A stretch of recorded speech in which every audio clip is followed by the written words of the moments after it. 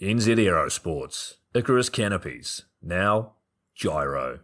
That's right, we've rebranded, and Gyro is our next generation.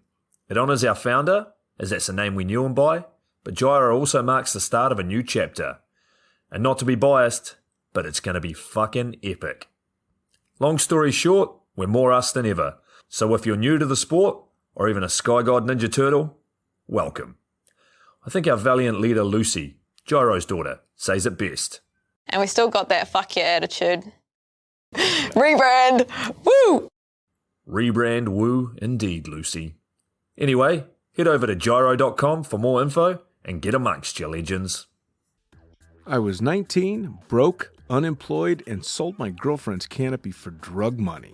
So I thought I better sew her a new one. What a sentence, and what a story.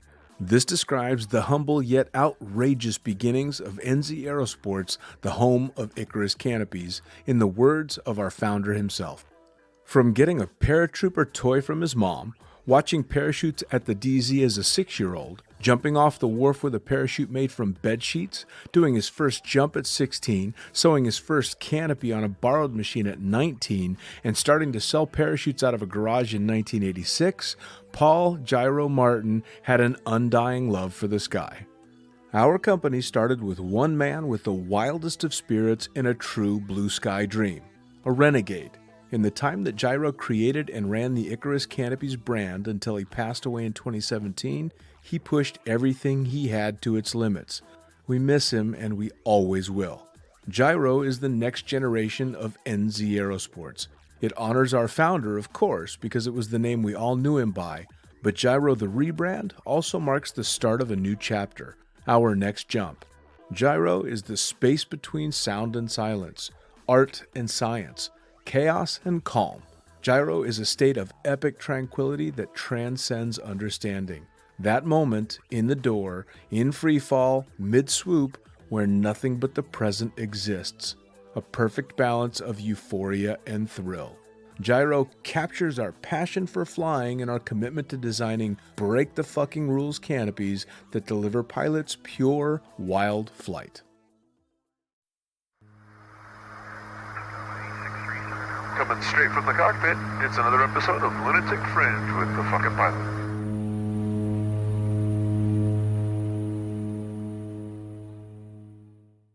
Ready, set, go. All right, once again, it is the fucking pilot back in the can for another edition of Lunatic Fringe, and it's a special one, too, because I've got a co-host on this one. Who the fuck are you? You guys have talked to me before. David Jr. Ludwig. Oh, look at this trying to put on the sexy radio voice bullshit, man. Talk like yourself, Jesus. Yeah, it's Junior back at it. All right, we got Junior back at it, but again, via the magic of the internet, we got somebody with some serious shit to talk about, man. Cool stories and a whole lot of history. So who the fuck are you, and what do you do? Well, after the introduction, I'm up on a pedestal. My name is Rook Nelson, and I run Skydive Chicago. Oh, Rook Nelson. Yes, you do run Skydive Chicago, don't you? Oh, man. Even if they don't know who you are, everybody knows Skydive Chicago. Yeah. I mean, we try to make a footprint out there. A footprint? Jesus Christ, a big footprint. There's no doubt about that. That's Skydive Chicago is kind of the end-all, be-all when you think of big drop zone skydiving. Yeah, I mean, we like to have fun. I think there's an advantage of us only being able to do it for part of the year because we like to get done what we can get done in a season, take a break, and then go at it again. It is kind of a feast or famine mentality, isn't it? You got to get it done while make hay while the sun shines? Yeah, make hay while the sun shines. My first drop zone I was sponsored at, the DZO told Mike Swanson and myself that, and I kind of have always had that in the back of my head for a really, really long time now. And that's what we do, man, like make hay while it shines. Yeah, man. It's going to be a rainy day. Well, the Midwest is definitely that way. Well, so for those that don't know the name or don't know the history, how did you get started in skydiving? Yeah, so I'm a third generation skydiver. My grandfather was in the 82nd Airborne, and through stories that he told my father forged his waiver when he was 16 and did his first jump up in Hinckley. Oh, wow. Yeah, and that was a long time ago. And then from there, he started a drop zone in 1982, just outside the Chicagoland area. And he just went at it. And in 1984, I did my first jump before tandem was even invented. It was an old gliding harness that they basically carabinered and parachute cord strapped myself to my dad, and we went and skydived. And how old were you then? Yeah, I was 4 when I did the first one. Wait, you were 4? Yeah, and it's pretty crazy. And a lot of people are like, do you remember that jump? And that's got to be insane. And to be honest, I don't remember the actual jump. What I remember about that was there's a picture of it here at Skydive Chicago, and they're holding me. I'm actually like outside the airplane, and when they were doing the jump, they had me in this harness, and the harness was just basically webbing that was like woven together to create like a structure that I wouldn't fall out of. Right. And it was just that. It was just webbing. There was no padding. There was nothing. And I remember as I was hanging there by these carabiners, I was like, my legs were going numb, right? Because it's just webbing. And so they ended up going over to the packing mat and like cutting out carpet padding and shoving it underneath the leg pads. And in the picture, you see like all the carpet padding like around my junk. And that's the part I remember. I don't remember the actual jump, though. I just don't know that there is any part of that that's a good idea. I mean, they it must have been asked a good idea. It worked out well. I mean, it did. It was looking back on it, though, so, I mean, you're 4 years old. I don't remember anything about being 4 years old, and I certainly don't remember wanting to do anything as a 4-year-old, certainly not jumping out of an airplane, but, I mean, holy shit.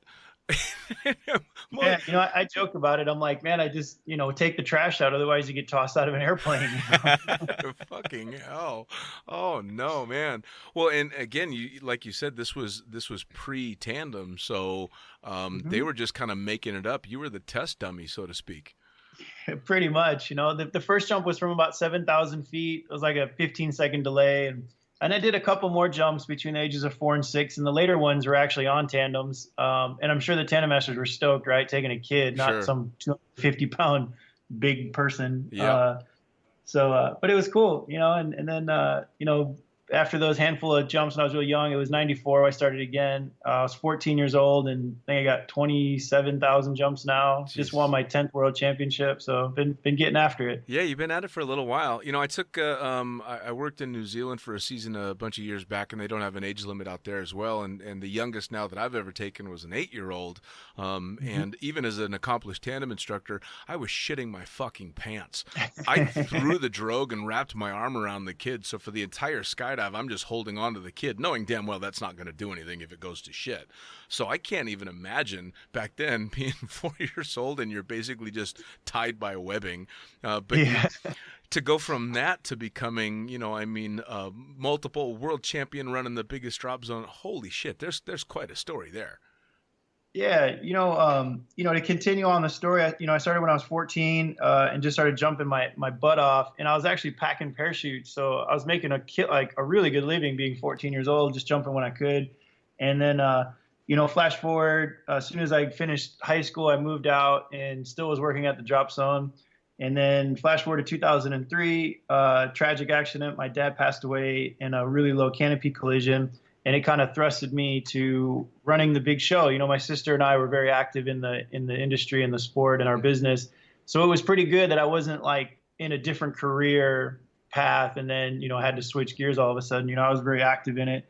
And definitely a game changer, to say the least. I think I had blue hair, and it was the 90s, so we were having a good time. Right. And so, cut the hair off, get the right clothes on. And I was hopeful that I would never make a big enough mistake that I would lose everything. And I've made some mistakes, but I remember when I got the Sebastian deal, it was the right place, right time. And, I not only did I had taken over what my father had done, but I started to grow the business. And I remember that very vividly, because I was like, man, I'm doing it. I'm not just surviving, I'm thriving. Sure. And I remember going into the bank like, and trying to ask him for money. Like, just, I've never been to business school. I'm a product of public education out here in the cornfield. So I remember going to the bank just so nervous, like, man, I got to ask these guys for $1 million, because I sold Sebastian before I even had an airplane for him. So I was like, fuck, what am I going to do? So went into the bank,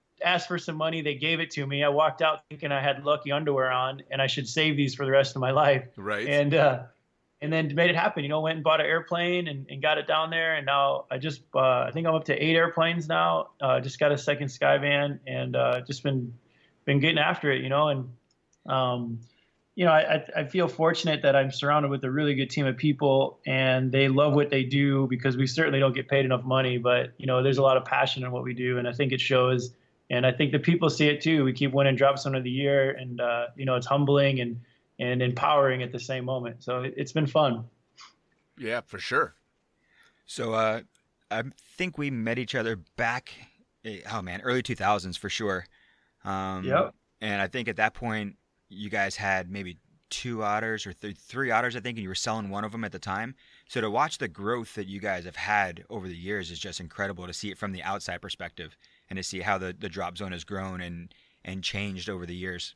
Well, one of the cool things that I always thought about Skydive Chicago, I spent a little over 4 years working for the competition for Chicagoland Skydiving, which is, I guess you can't even call it competition, because you guys are definitely the big show, and it's more of a medium-sized drop zone, or at least it was when I was working there. But one of the biggest memories for me of that time was every year, come 4th of July, we'd pack shit up and go to your place, because that's where the fucking party was. I mean, everybody was like, can we finish at this drop zone now, because we want to go to the big one where all the fun stuff is happening. And I had never been to Skydive Chicago before that very first 4th of July. And you come pulling up down this road that looks like it's in the middle of fucking nowhere, and I'm like, there can't be a goddamn drop zone out here, no way. And next thing you know, there's a couple of trailers, and I'm like, all right, it looks a little bit like a drop zone, but then there's a lake and a massive hangar and all this shit in a neighborhood. I could not believe my eyes, because by then, of course, Skydive Chicago was extremely well established. But from the very first moment that I walked on there, I knew it was a whole different game. I mean, where did the vision come from that? Because, I mean, I know your father had a huge vision and took it quite a long way, but you've gone next level. Yeah, I think, and to give Doug credit, like he built a new facility, and it's beautiful. I mean, it's probably the nicest skydiving facility. But I think it goes beyond the facility, right? You have to have the right people in the right culture to really kind of make things fun. Oh, yeah. And, my dad he had a very colorful past, and I think some of his visions came from his colorful past. And that's one way to put it. Yeah, to be politically correct. We still have the placemat of when he drew this place out as he was at a restaurant here in Ottawa to his good friend Michael John. And Michael John, with the foresight to know that his friend is going to do this, takes the placemat and makes this big kind of like plaque with it, and it's up against the wall, and it kind of resembles it. There's definitely some changes, but just to be able to see that it's crazy, Sure. And I think my father was a deal maker, whether it was illegal or legal, he was good at it. And, he just loved putting things together. He would just love to see things happen. And he was a builder. And then, here I come along as a skydiver, and, having been to the competitions and world meets and nationals, and being, pretty involved in the competition scene, I saw this place as a great venue for hosting competitions and hosting events, world records, everything. I don't think there's an event we haven't done yet. Sure. And it lends itself really well, because, we can have a lot of people out here and it doesn't feel overwhelming, and we can do world records because our landing area is gigantic, and plus we're in Illinois. I mean, you can land anywhere, really. Right. Yeah. Yeah, there's soybean or corn. Yeah, there's not too many places that you can't land out there. It is a huge facility. It's absolutely enormous. For anybody that's not been to Skydive Chicago, you cannot conceive of just how fucking big this place is. It's huge. I mean, a few different years when I was working for CSC, we would come over for the 4th of July fireworks. We'd wrap up, and then we'd fly over in both the planes, and we'd do a flyby. But the flyby started like a mile away because it's ridiculous. That place was so huge. And with all the different events, I mean, you kind of basically took over the World Freefall Convention. So when did that start to transition? For sure. So we actually started the convention, my father did, back in the 80s in Freeport, Illinois, with the Freak Brother Convention. And he had this fraternity where, you know, it was the Freak Brothers because him and his brother had really long hair. So they got the nickname the Freaks. Sure. And then they just kind of ran with it. So they called them the Freak Brothers. And then that evolved. We were in Freeport. We were in, where'd they go? They went Bigfoot, Freeport. And then we outgrew those. And then they moved to Quincy.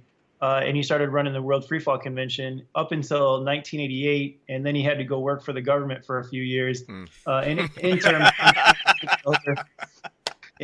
interim, Don took it over and did a great job. You know, he got a lot of airplanes in there, and it's still to this day the largest skydiving event that's ever happened in Quincy. I think it was 5,500 people or something. Yeah. And it was right in the heyday, right when Point Break came out, and skydiving was at, you know, its heyday. Sure. But then, like, as that kind of started dying off and more drop zones started getting turbine airplanes, you know, we kind of evolved it to where, like, it's not just turbine airplanes and it's not just being able to skydive. Like, how do you go beyond the boogie, right? You have good organizers, you know, world champions, you have good parties, good events.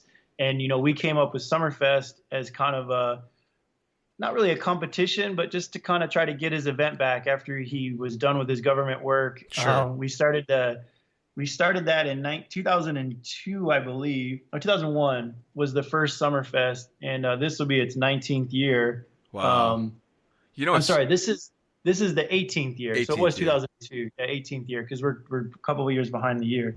But it's grown. You know, the biggest Summerfest we've done is 1,200 people. It averages about 600 to 700 people, and you know, we challenge the guys every year. Like, if you come to one Summerfest, you can come back the next year and it feels like an entirely new event. Sure. And I feel that's where a lot of events kind of lose their lackluster is once you've been to them a few times, you kind of done it. Yeah. And, you know, I don't want anybody to ever say that about Summerfest. And I think that's why the longevity has ran its course and it doesn't seem to be losing any steam or motivation is we reinvent the same event every year. And it's one of the hardest things to do, but you have to do it. Otherwise it'll just go away. Oh yeah. Well, I mean, and think about it. What other, you know, event have you seen somebody launch a motorhome over top of a DC-3?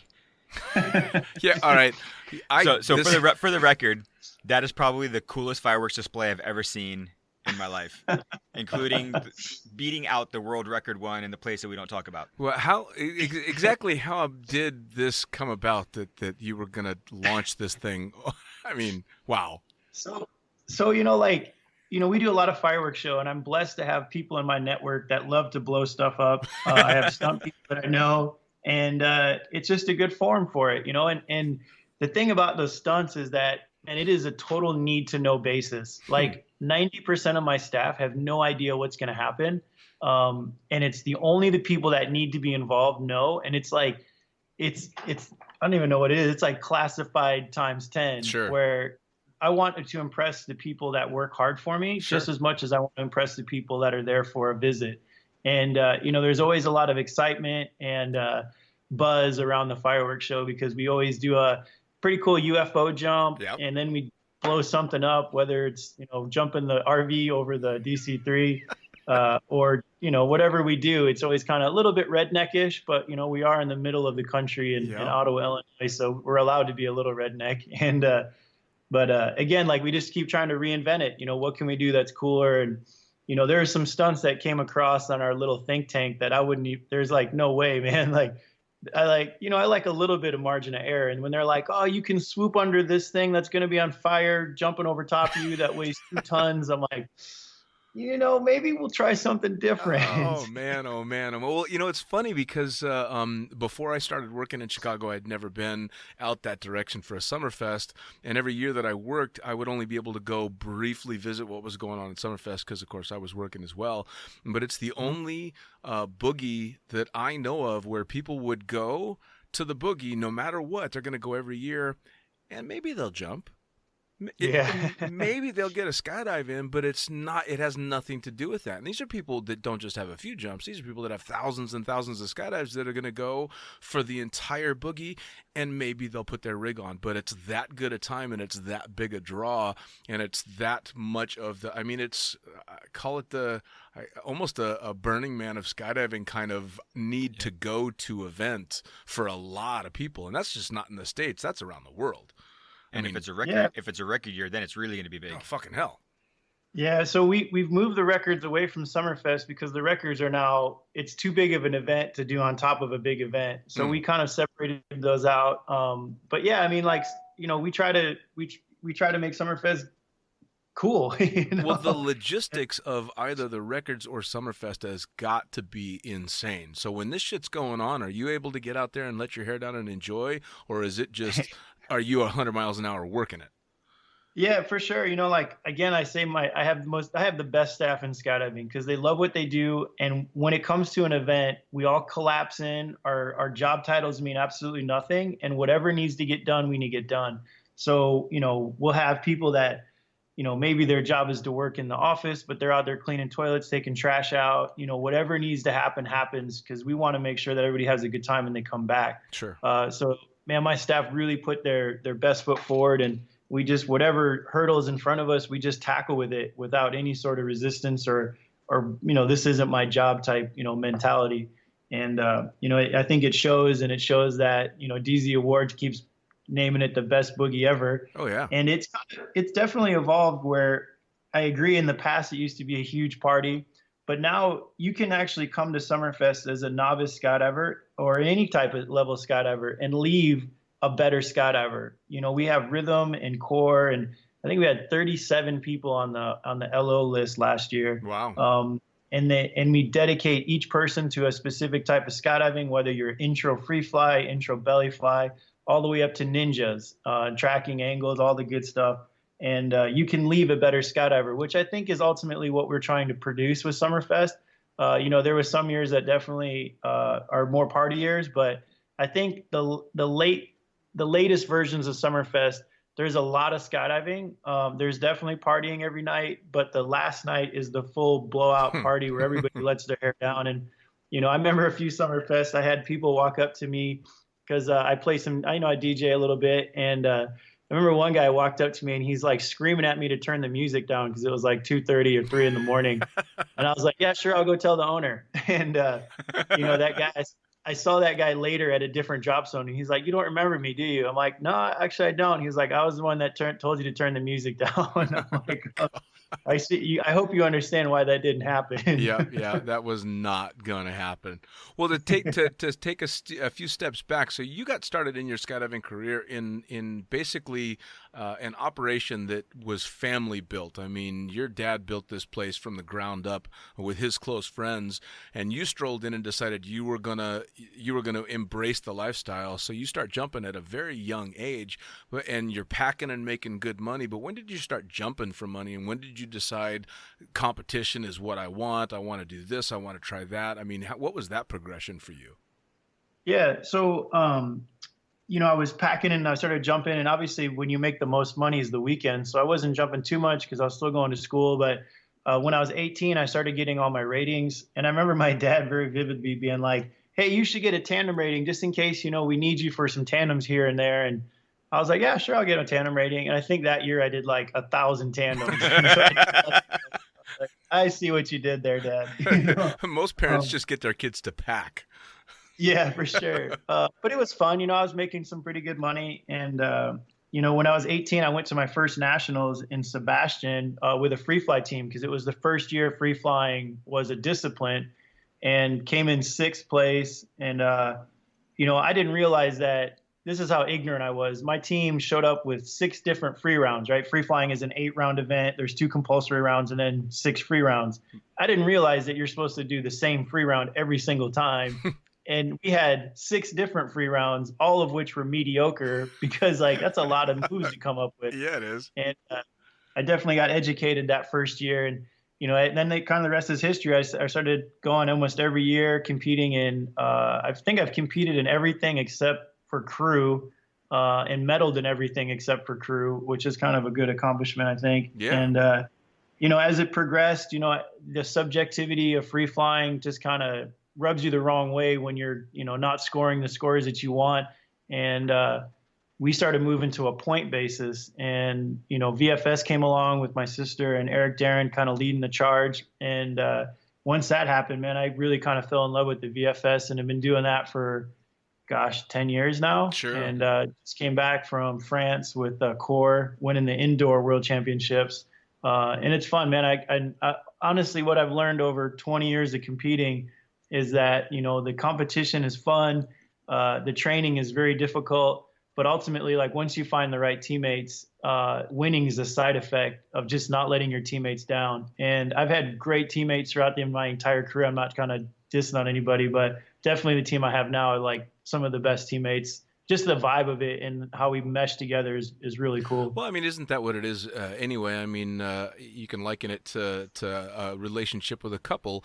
Some people are just better together as a team, or they're better apart. Doesn't make them bad people or bad skydivers. They're just not as good, these two together as a team, as the others. So skydivers just stand alone, but not necessarily a great team. So it's a matter of finding the right people that are going to make that kick-ass mix. Yeah, for sure. I mean, you basically marry these people too, right? Oh, yeah. I think given the discipline that I am, I think I touch my teammates more than I touch my wife, which may be a bad thing, but Right. You must have done it right at least once, because you've got a little one now, don't you? Yeah, that's right. I've touched her at least once. Exactly. Now, does your wife skydive? She has. She's an attorney. She has 60 jumps, and she's very. She doesn't like architecting on the fly, right? And I can't give her every scenario that's going to happen in the sky. Sometimes you have to just make decisions based on it's like a game of poker, right? You have to make decisions based on the hand in front of you, not knowing every combination that could possibly happen. Sure. And given her background of being a lawyer, she likes law, statute, resolution, and she likes that very methodical. There's A's going to happen, B's the result, and she just wasn't her thing. And I always kind of joke opposites attract, right? And she lets me jump, and she's supportive, and it's great. And I watch Rocket while she watches law movies. And Yeah, well, it's kind of funny. I talked to Patrick Kay in an earlier podcast, and of course he and his wife are both jumpers, but they don't jump together. And he's fervent about that. I'm not jumping with her. I'm not coaching her for shit. There's no way in hell. That's the biggest mistake you could possibly make. And Junior here will vouch for it as well. I do a little bit of it. We jump together every once in a while, but it's very rare and few and far in between. I personally, unless you're like Craig Girard, who got lucky and found his perfect soulmate who happens to be a badass skydiver, I think jumping with your significant other's tough. It's like the old saying, you should never teach a family member how to drive a stick shift, right? Damn straight. Yeah, absolutely. So you just got back from the huge indoor competition. I mean, this is... we just got back from France, went over there. We lost in Montreal at the last World Meet, which was unfortunate. And boy, what a motivator that'll be. And we certainly didn't want to lose at this one. So we trained a lot. And it was, I'm an outdoor skydiver enthusiasm to the fullest degree. And man, we've been doing a lot of indoor stuff. And, I heard the phrase at the World Meet in France, they're like, man, there's 2 more rounds before outdoor season starts. And I was like, man, I resonated with that a lot. Sure. I'm like, I can't wait to skydive, man. I'm sick of being in the tube. Well, what do you think about the, indoor, the tunnels now are their own sport in its own. There's people that have never seen the bottom of a nylon canopy that are badass flyers. I mean, how do you feel about how much it's been a game changer? Yeah, I have mixed feelings about the wind tunnels. Just to start to comment on that, I believe that a wind tunnel can make a better skydiver. I don't believe that the wind tunnels are making skydivers. So I think we have to walk a very delicate line on how USPA and skydiving as an industry embraces wind tunnels. I don't think that they're bad, but I just don't think we can pour all of our resources into tunnels, because all of a sudden skydiving is going to be this sport that we used to do. And if you look at the youth of today, they're all in the wind tunnels, because they can fly in the tunnels, But B, if the youth isn't participating in skydiving, then there's going to be no future skydivers, Sure. right? Like obviously it's just the natural progression.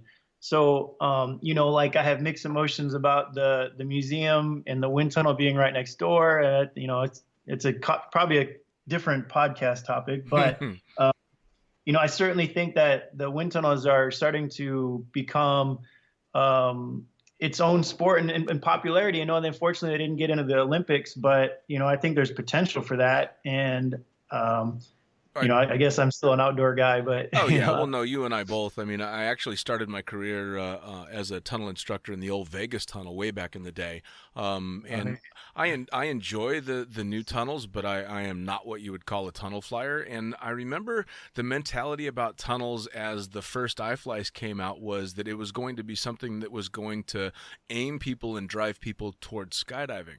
I don't think anybody envisioned that it would become its own end all and be all, and it kind of has.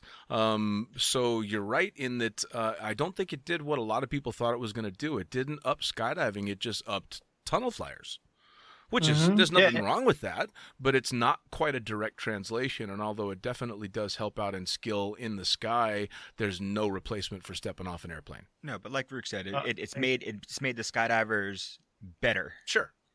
You see better flyers, and I think it was the 69 way head down record, which I think it was Rook or Mike or one of those guys looked over at Derek Cox, and he had very few skydives at the time. He was definitely in the largest parachute out of everybody that was flying. And you look over him like, "Can you stick it?" He's like, "Yeah. Where do I need to go?" And Sure. There he became the first $30 whore. Yeah, no. I think aren't you one of those people too, Junior? I was the second one. Not for that record, for the following one. It's a funny story though, and I think we should say it, is that Junior came out to one of the records. I think it was a 108 way. Was it? The 108 was the one that I was the $30 whore on. The 69 way was the one that I almost got cut because you didn't remember what my real name was. Yeah, well, I thought it was the 108 way that we're rotating people in, and you walked up to me and you're like, Rook, why are you putting these other people in? I was like, dude, you're not on the list. And then I was like, your name isn't Junior, because we were looking at like the list that's on the FAI website. Right. And I'm like, there's no Junior on this list. He's like, dude, that's not my name. I'm like, yeah, oops. Yeah, there was two of those. I think that was the second time, but the 69 way, you walked up to me and I when you guys announced who was going to be on the record, and I was like, oh, awesome. And you walked right up to me. You're like, bro, you almost got cut. He goes, if I had to go find, I think it was either TJ Langren or Sporto late at night to try to figure out what my real name was so I could actually get on the record. You gotta love it. Oh man. I mean, I think that honestly, I think that the tunnels are a mixed blessing. I'm a lot like you in that I think they add a lot to a skydiver's value as far as being able to get out and train. I think they're a detriment in regard to basic safety in the beginning. If somebody's too cocky in the tunnel and they don't know how to fly a parachute, or they don't know break off and they don't know traffic patterns and stuff, I think that's where it gets kind of scary. And I think that's where it just comes down to proper training, throughout somebody's career. That's the only place that I see the tunnel being a bit of a detriment. Yeah, but you look I agree.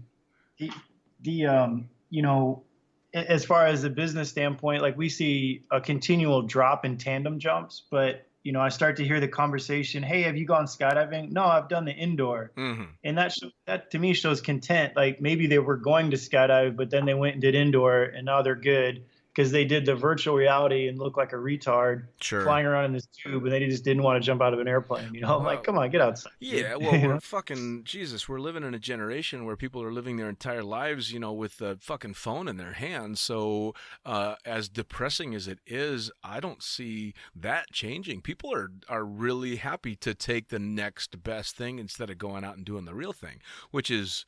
That's a whole nother fucking podcast too. That's just what's wrong with us as a society anymore. Yeah, I mean, holy shit. Down the rabbit hole there. Right? Yeah. I mean, you have no idea what it's really like until that door opens and you got to step out of the airplane. And I don't care if they can make it exactly the same sensation-wise in the tunnel. It's never going to be jumping out of a plane ever. Yeah, I agree. Speaking of jumping out of airplanes, What's it like from your side, being on the first few free fly or the first few head down records to the transition to where you started organizing them, and now you're getting larger and larger and larger, and needing more and more organizers to help out with it? What's it been like for you to watch that grow? Yeah, it's been good. I remember there was an article and they're like, what are the two things you want to do in life? And I was like, A, own a house without wheels, and B, organize the first 100-way head down record. And I did it in the same year. And I was like, well, God, what do I do now?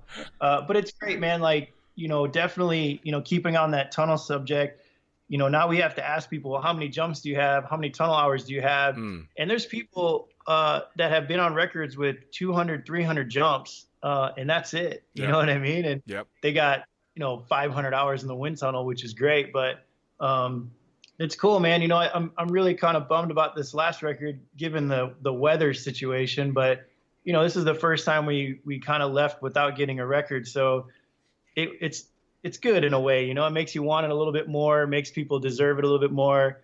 Certainly it's a lot more work for us, but if it's what you do, it's what you do. And it's great. I'd love to see that 200 number be eclipsed. And had we had good weather, man, we would have gotten it no problem. When we finished that event, I was so bitter that I didn't watch any of the videos. And then Ryan Patrick made the video for us. They had kind of a recap. And watching those videos, I just got so angry because we were so close to it. And had we had just a few more tries, we would have got it no problem. And I think that's just the competitive side of me. Sure. And really all I'm trying to do is beat my own record. So I'm not really sure who I'm competing against, but it's just my nature just wanting to do it better. Sure. Well, what's the next step in it? What are you guys thinking about for the next attempt? How long? How many people? What's for sure? So we'll probably ramp up to do the same thing, a 200-way, and in 3 years, that's the cycle for it. I want longevity in that project to where if we did it every other year, people would get sick of it and we'd run out of people. You know what I mean? It's something that people need to witness. And, I have people that come up to me and they're like, Rook, I watched you in 2015 and I sat on the ground and you got the record. And I told myself I was going to be on the next one. And ultimately, like, you give people that drive and the goal and a reason to be in the sport. And that's fulfilling. You know what I mean? Like, that's super rad that, I can influence people in a manner to them getting after these 3 years of skydiving and achieving their goal. It's a lifelong goal, because at the end of the day, you could become a really good skydiver. And then what do you have to show for it? I'm in debt. I have no retirement and my joints are sore. But if I can give these guys a record and they can put that picture above their fireplace of them, and every person that walks in their house, look, that's me on a 200-way. Well, then it gives them justification, right? It gives them a purpose and some drive, and that feels good. Yeah, for sure. Absolutely. Well, I remember watching, I started jumping 95-ish, right as free flying was just starting to come into its own. And I remember watching in a trailer in Paris Valley with a couple of buddies, stoned off my ass, watching the Chronicles 1 video with Olaf Zipser running upside down to the camera to a Sublime song, doing a couple of cartwheels and then back on his head and running away. And whether it was my state of mind or what he actually did, I sat there and went, what the fuck did I just watch? Holy shit. I want to be able to do that. And of course, then for the next couple of years, I'm trying to figure out how to, learn to deliver pizzas, because that's how you flew, and meanwhile, we all deliver pizzas. Oh, absolutely. Absolutely. Meanwhile, I'm trying to recreate the same thing in the Vegas tunnel, which if you've ever flown in there, it's a great ride. It's a lot of fun, but you cannot fly like that in there. And so just being able to see that kind of thing going on, but now to see, a 200-way, I never would have conceived of something like that. When I started out, it was a big deal if you got 3 people together. Yeah, sure. And it just has grown so much more. And I don't know where I see it. I almost see it at this point that the limit's going to basically be eventually lift capacity and landing area. Yeah, for sure. It's going to be lift capacity, but I think we're a ways out from that. There's a lot of airplanes in the States that we can utilize. And, we do the projects during the week, a Monday through Friday. So, we can steal a lot of airplanes of people that need them on the weekends. And, and it's cool, man. Like, the first record was an 18-way. that we did in Sebastian what did we do that in, like 2004 or something like that? Earlier than that. It was 2002, I think. And to think, in a handful of years we're doing 200. I mean, that's awesome. Yeah, it's that's just super. such a crazy fast progression. It's so fantastic. Well, and you've got the fleet there to be able to do some pretty substantial jumps just with your own operation. I mean, how many aircraft did you say you're running now? Yeah, I mean, we could do 100 ways on any given weekend. It would take a little bit of logistics, but we can do that. That's obscene. Oh my Yeah. God. And it's primarily otters, yeah? Yeah, there's the 3 otters and the Skyvans, and it's no secret that the military is kind of, it works well if Oh, you yeah. can get into that gig. So, like as I mentioned, the tandem market seems to be kind of not the greatest as it used to be, unless you talk to Mike Veter out in Oceanside, who's doing 1 million tandems a year, which Yep. is great. Yep. But for the rest of us who don't live between LA and San Diego, and given there's the wind tunnel situation, like the tandem market isn't what it used to be. No. And so just trying to find other avenues of revenue, and military is definitely one of those things that is out there that you got to kind of get after. The tandem market seems to have gone to very much a location-driven moneymaker now. Because if you go to places like Oceanside, or you're in New Zealand, or you're in Dubai, or you're in the Bay Area where you're over the coast and you've got these amazing views, then they don't really see as big a dip just because it's that wow factor. I mean, Yeah, the destination for sure. yeah, the destination tandems I don't think have really backed down. But at the end of the day, you're in a corn. Yeah. So We are definitely, it's God's country, man. oh yeah. For as many times as I've flown from CSC to Skydive Chicago, never once would I have spotted that fucking drop zone before I was over the top of it. Yeah, for sure. 'Cause I think the people that made cartoons where they have the same background just running behind whatever's on the screen, they definitely grew up in the Midwest. Right. They have driven Midwest. It's so funny though, because I didn't know a lot of the history of Midwest skydiving before I ended up working in Hinckley. And I was when I went to CSC for the first time, the first 3 years I was there was before it went to Rochelle in Hinckley, and I had no idea how much history was there. And then I started to hear more and more about it, and from I talked to your sister, I talked to Dan BC, and all these guys that got started in the Midwest, and really that's kind of where modern skydiving in the U.S. kicked off. I mean, it's Yeah, I mean, a lot of homies started here. I mean, like, what else is there to do? You know what I mean? If you're not a farmer, like, what else are you gonna do? Jump out of an airplane? Right. Sure, because you're not surfing, you're not snowboarding. There's a lot of I should say there's a lack of a lot of things Sure, to do. sure. So, Well, now outside of skydiving, have you got any drives, any other extreme activities that you're up to? yeah, I mean, I do a couple of base trips a year, which is pretty fun. I get to travel across the world, and I think there again, I look at base trips like destinations, right? Jumping over the shipwreck in Greece and going to Mexico, big cliffs and stuff like that. Like, I'm not, climbing the local tower. You know what I mean? Sure. I've done it, and I'm kind of progressed past that, but it's always something adventurous. Doing a lot of stuff with the family now, which is really cool and a new adventure for me, and been really having fun there. And yeah, just trying to stay relevant and having fun. Which is exactly what it's supposed to be about. I mean, what do you see as the future for Skydive Chicago? What are you pushing for? Are there any new things on the horizon? Oh man, I have records basically every year until the next head down co-ed record. The staff, I kind of brief them on, like, people I don't think are going to move to the Midwest and live in Chicago and jump, especially if you're not from here. But to look at the drop zone like a Red Rocks venue, and we have a lot of people wanting to do their events here. And, I don't think there's a single weekend there's not an event happening. I think Memorial Day kicks it off, and then until October, there's an event every weekend, and not just our events, but people coming here with their, with their 20 ways, 60 ways, chick events, and Sure. And that's, we're already booking the calendar for 2020, so we're definitely becoming that kind of destination place for people to do events, because we do them well. We have the facilities, and a lot of times people enjoy traveling to do these things, just like a destination tandem. Sure. They want to do a destination event, so a bit of that stuff. And hopefully down the road, Rocket wants to take over so I can just drink margaritas and cut the grass here. That's he's gonna want to be a dentist, and I'm going to be like, man, I could have sold this place 20 years ago. And All right. Well, now, but it's, obviously in the Midwest, we already talked about make hay while the sun shines, so to speak. But you've got options nowadays outside of it. Once the weather turns to shit in the Midwest, which I've been, I've seen way too much in my life. That's where I got my start. I'm never fucking doing another Chicago winter, never. But you've got options. I mean, you do other stuff. You've been down to Puerto Rico every year, haven't you? yeah, we don't do the Puerto Rico trip anymore, but I've had Mexico drop zones.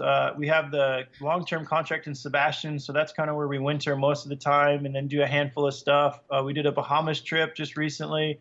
We're working on a Jamaica trip. We've done the Panama trip.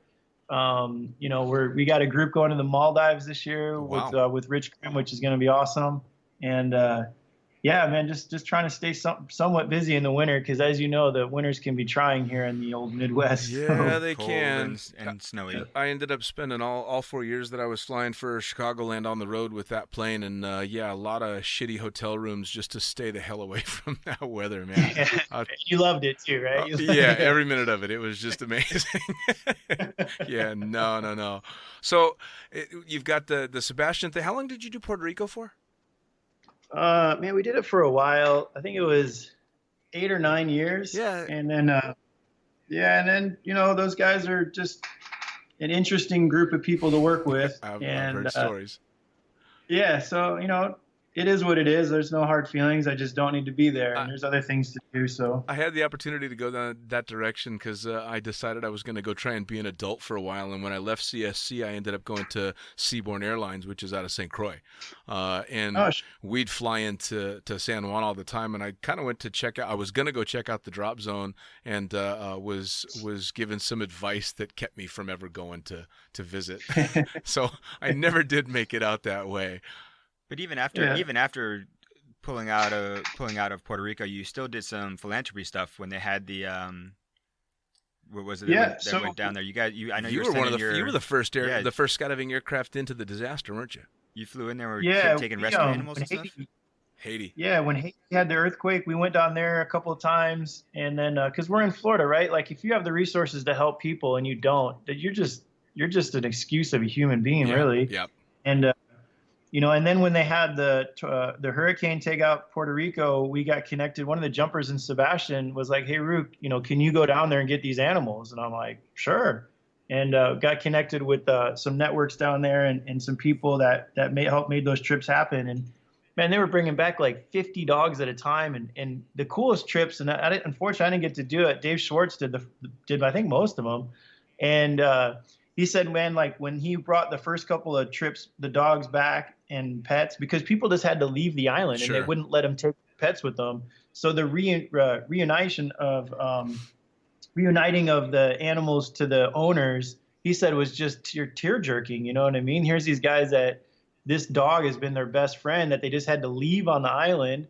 And then for him to be able to bring him back stateside and be like, here's your dog. Yeah. Like, man, that was, and then towards the end, we were just bringing shelter dogs back where the shelter couldn't really support because there was no infrastructure down there anymore. Sure. So we're bringing those animals back, and they were giving them to local shelters to give away. And man, it was really cool. And, we got to meet Kenny Chesney was involved with that. Yeah. And I think it was on the Ellen show that they brought some of the dogs on. So there was some good exposure, and I'd never really do it for the exposure, but it's always nice to see. Nice little side effect. Yeah, a nice side effect. And now, when you went into Haiti, that was some serious bush flying. I mean, they were landing off field in the middle of nowhere, weren't they? Yeah, we did everything into Port-au-Prince, and it was cool the first couple of trips. And by the time we were done, there's a saying that you can give a guy a fish and you can teach a guy how to fish, and there's one of them that's going to last a whole lot longer. And there was so much goods going into Haiti that I didn't feel bad that we were done. And the airport was inundated with stuff. And the stuff was going bad because it was pallets and pallets of water sitting out in the sun. Sure. And food and all this stuff just sitting out on the airport because they couldn't get it to where it needed to go fast enough.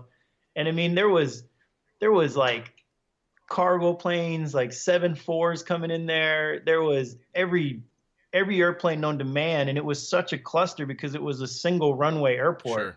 So you sometimes have to like hold short for like 30 minutes getting out of there. And that's when I was like, man, they're getting stuff, and we should be bringing them fishing poles right now. Right, you know, like right. this is how you guys survive. We've given you enough to make it past this hurdle. And What- you know, when I'm starting to load up keyboards and stereos and TVs in the back of the airplane, Jesus. like, all right, like we've did it. You know what I mean? Yeah. Well, and when you got the food and water just rotting in the sun on the runway because politics and red tape have taken over, then it's time to walk away. It was sad, you know, like we were, and this is probably the wrong thing to say on the radio, but I mean, our tires were flat rolling out of the airports in Florida, and we were bringing our fair share of stuff down there. Right? For sure. Yeah. Well, man, I'll tell you what, though, you were right, though. If you've got the resources to do it, I mean, at least you did your fair share, and when it got to the point where you realized you weren't making a dent in it or it wasn't helping anymore, then why the fuck would you? You know, I mean, at that point, you get to hold your head up high and go, no, we did our bit, for sure. And, you know, For sure. and not a lot of people get to say something like that. And you wouldn't expect that for any non-skydivers listening to the podcast. I guarantee a lot of them are now kind of surprised. Oh, wait, you mean these guys aren't just a bunch of nutcases that throw themselves out of airplanes and party too hard? You know, Well, we do that there's a bit of too. that, but we are human. yeah. It just one of the funny things is I don't think people get that impression. They wouldn't think that would be something that would be done. And I remember when all that was going on, being jealous that I wasn't able to hop in and do any of those flights, because I just thought it was the fucking coolest thing ever, especially as a jump pilot that usually just goes up and down and lands on the same field. Holy shit, I get to go straight for more than 30 seconds, and I'm going to go gotta do check something. And yeah, just amazing. Super, super cool. And I mean, what an awesome reason to do it. You know, hopefully there's never another reason to go that route, but you know, For sure. yeah. My hat's definitely off to you guys. I mean, it was amazing when I saw. I think it was Dave Schwartz had posted up a picture on Facebook, being down there, and there was so much other stuff going on. I never reached out to you, but man, I was super impressed that you took the time away from skydiving and from flying and stuff like that to allow your aircraft down there to do that kind of stuff. It was awesome. Well, and nothing in regard to aircraft is inexpensive. There's No. nothing cheap about. Well, what's the old horrible joke? And I'll say it because it's my podcast. If it floats, flies, or fucks, rent don't buy. Yeah. I thought you were going to do the other one, which is if you want to make $1 million skydiving, start with 2. Yeah. Well, same thing. But man, when it comes to planes, everything is so expensive. Actually, I'm going to open up an old wound. I think it was your aircraft. 2 Skydive Chicago Otters. Wasn't there a problem with a startup and one taxied into another? Oh yeah, Oh, that had to sting. was a morning. In fact, that was on the way to Puerto Rico. Was it? Oh Maybe that's man. why I don't do that trip anymore. But Oh. yeah, we had all 3 of them lined up, just ready to taxi out, full of fuel, right? 300 plus gallons of fuel. And one of the we always do like a quick overview maintenance wise before they head out, because, it's 7 hours over the water Yeah. to get there. And, the guys just do a once over, and they had pulled the hydraulic breaker. Ugh. And the way that we have to park in Sebastian, you have to like come at the tie downs 90 degrees and then do a sharp turn to get onto the tie downs, because there's a fence on the backside. Sure. And, if you do that sharp turn and don't straighten out the nose wheel after you do the turn, the nose wheel still turns Sure. basically to turn 90 degrees. And the hydraulic breaker was popped. This person was a little bit late for, getting out, pretty nervous, about to do their first flight over the water, 7 hours, starts the airplane, goes to engage generators, realizes that she's got no brakes, she's got no steering, and taxis the airplane straight into the other one, prop to prop. They're both running, and just destroys. Yeah. Oh my You can God. imagine. Yeah. I can only imagine like what that noise was like, right? No. Because it ripped one of the engines in half. Like it was a rough day. I wasn't there. I was actually in Colorado, and I remember the phone call that Dave Schwartz made to me that morning, because I told him, I'm like, hey, just call me, man, if anything goes wrong. And like my kids, my airplanes are a lot like my kids, and I get this phone call at like 4 a.m. Oh.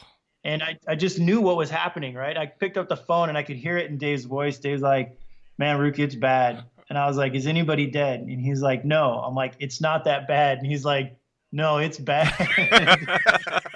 Oh no! I was like, nobody died, dude. It can't be that bad. And he's like, man, it's bad. He's like, I'm gonna send you some pictures. And man, I saw those pictures and my heart sank. I was just like, I was so happy that nobody got hurt because, like, and there was no fire. Right. I could not believe that there wasn't a fire, given the fact that they were just full of fuel. You know, a turbine engine, 680 degrees centigrade. You know, like it's just a whole lot of fire and fuel, and none of it happened. And I was just so thankful.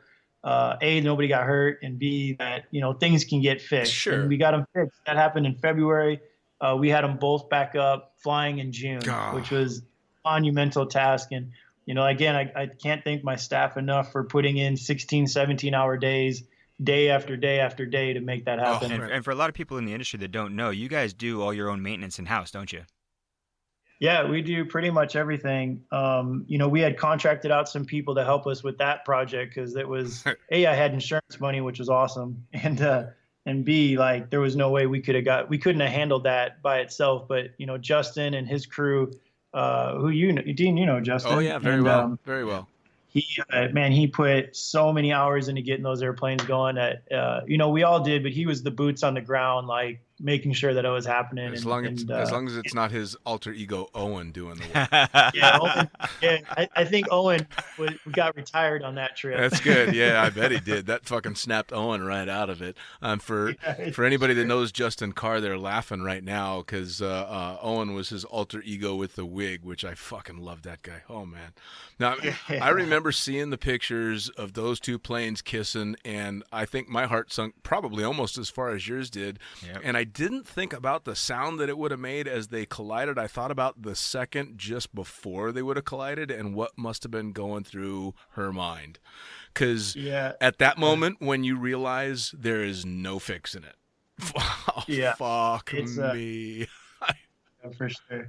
We made a pretty good documentary on it. It's on Vimeo, titled The Accident. And it was really cool that I had people that are instructors for AMPs and flight instructors that had asked me if they could use that video in their curriculum. And I'm like, sure, man. And, like the saying in skydiving is that let the dead teach the living, right? Like there's no reason we should live through an accident twice if it was preventable.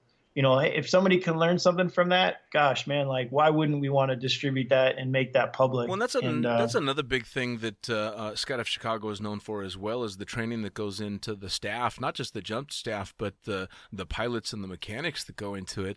A lot of people don't realize that most jump pilots literally just get thrown into it. I was kind of thrown into things to one degree or another, and it's trial by fire. You get it right, or you're done. But you guys go a long way to make sure that your staff is on their game, and that's a big deal.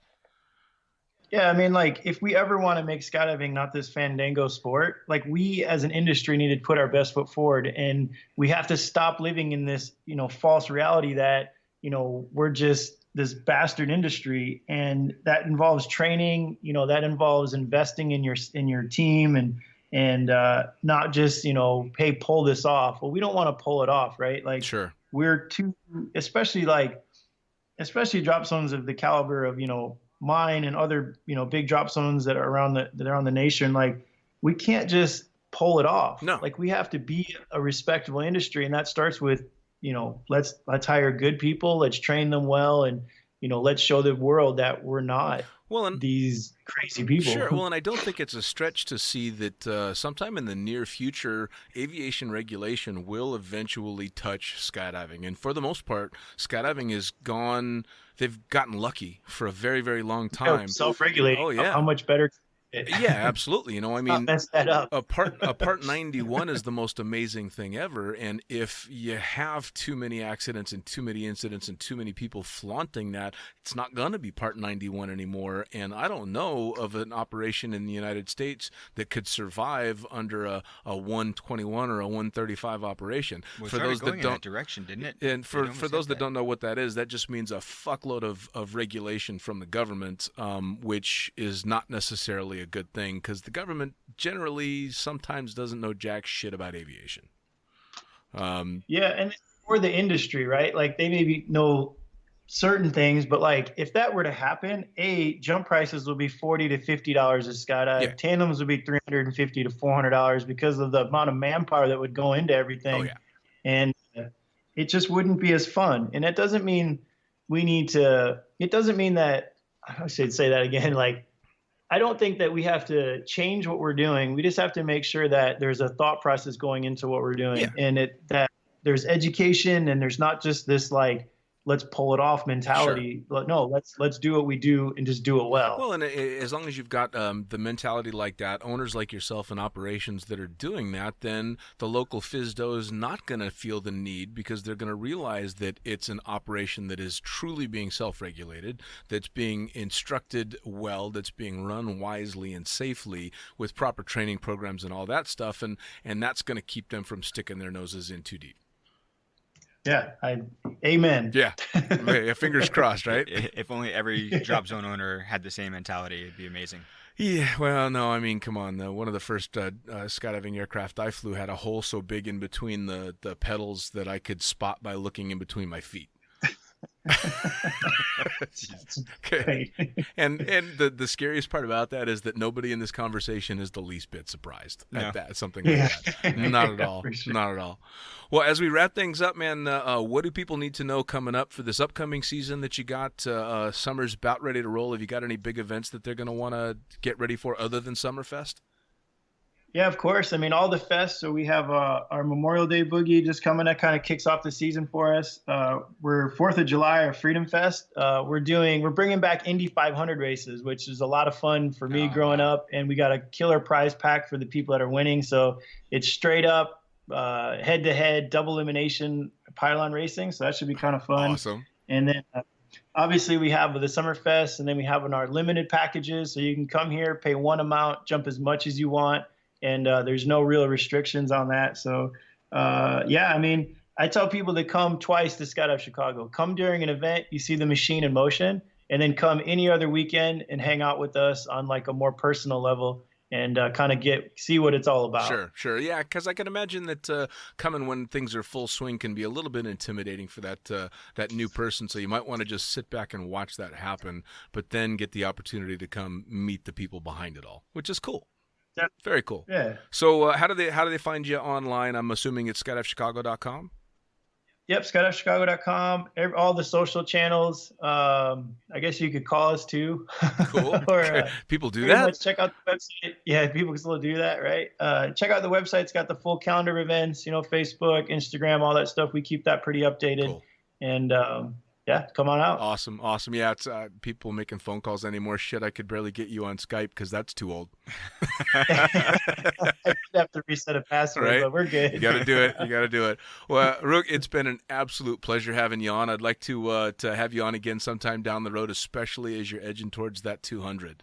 I'd like to hear all about that shit. Yeah, absolutely. I appreciate it. Thanks to the fucking pilot and Junior. Appreciate it. Good catching up with you guys. Yeah, man, it's good catching up with you too. All the best this season, and all the best to the family. Yeah, appreciate it, guys. Take it easy, brother. Blue skies. Well, there you have it. Another episode of the Lunatic Fringe podcast, brought to you as always by, well, wait, not as always, actually. Brought to you now by Gyro. Formerly known as NZ Aerosports, you'll head to gyro.com for their next level line of canopies. By Pussfoot, the Extreme Sports Collective. Head over to pussfoot.com to check it out. By Summit Parachute Systems, check out summitparachutesystems.com to talk to Jarrett Martin and the gang about kick-ass pilot rigs, rigging courses, and more. By Flyaway Indoor Skydiving, go to flyawaytn.com and check out all the cutting-edge stuff to come. By Pure Spectrum CBD, head to purespectrumcbd.com to check out their wide range of CBD products.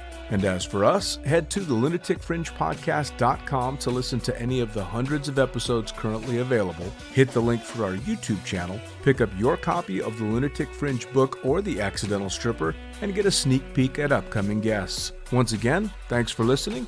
We'll see you next time.